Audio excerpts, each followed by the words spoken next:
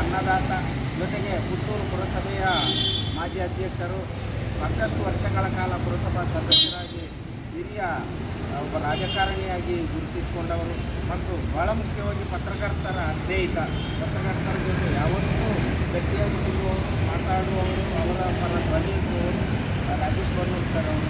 ಬಹುಶಃ ಪತ್ರಿಕಾ ವಿತರಕರು ಕೂಡ ಜೊತೆಗೆ ಬಹುಶಃ ನನಗೆ ನೆನಪಿರುವ ಹಾಗೆ 3ನೇ ಬಾರಿ ನಮ್ಮ ಕಾರ್ಯಕ್ರಮದಲ್ಲಿ ಧ್ವಜಾರೋಹಣ ಮಾಡ್ತಾ ಇದ್ದಾರೆ. ಸರ್ ದಯವಿಟ್ಟು ಧ್ವಜಾರೋಹಣ ಮಾಡಬೇಕು ಅಂತ ನಿಮ್ಮವರಿಗೆ ಸ್ವಾಗತಿಸ್ತಾ ಅವರಿಗೆ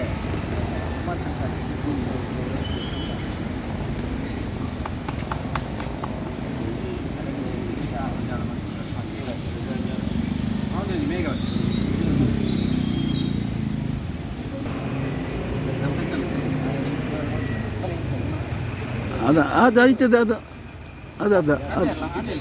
ಅದು ಸಲ್ಯೂಟ್.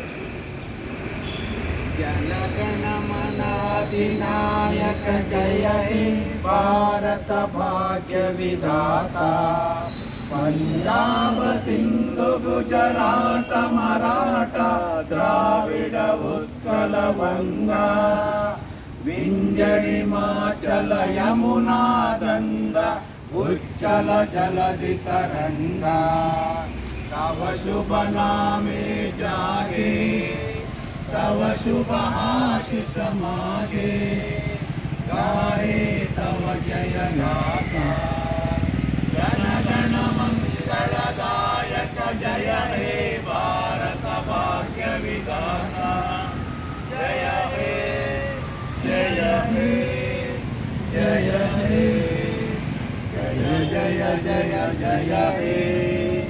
बोलो भारत माता की। ಎಲ್ಲರಿಗೂ ಸ್ವಾತಂತ್ರ್ಯ ದಿನೋತ್ಸವದ ಶುಭಾಶಯಗಳು.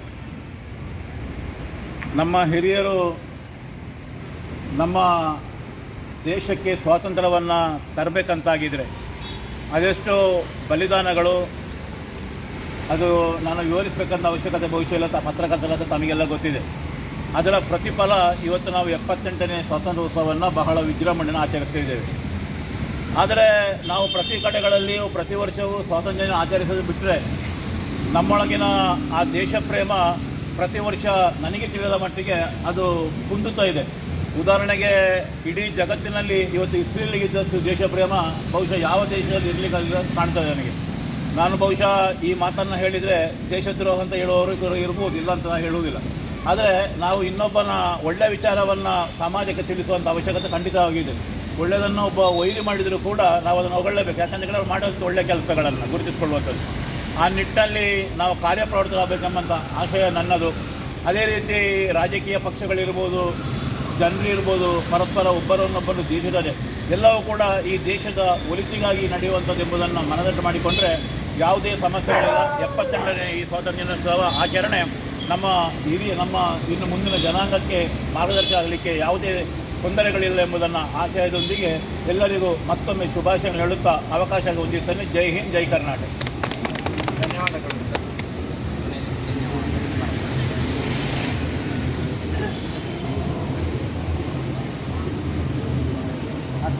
ಚಿತ್ತೂರು ಪತ್ರಿಕಾ ಭವನದಲ್ಲಿ ಇವತ್ತು 78ನೇ ದೇಶದ ಸ್ವಾತಂತ್ರ್ಯ ಸಂಭ್ರಮವನ್ನು ಅತ್ಯಂತ ಸರಳವಾಗಿ ಮತ್ತು ಅರ್ಥಪೂರ್ಣವಾಗಿ ಮಾಡಿದ್ದೇವೆ. ನಮ್ಮ ಪುತ್ತೂರಿನ ಹಿರಿಯ ನಾಗರಿಕ ಪ್ರಜ್ಞೆಯ ಸಂಕೇತ ಅಂತ ಹೇಳ್ಬೋದು ರಾಜೇಶ್ ಬನ್ನೂರು ಅವರು ಸದಾಕಾಲ ಪುತ್ತೂರಿನ ಪೀಳಿಗೆಗಾಗಿ ಒಬ್ಬ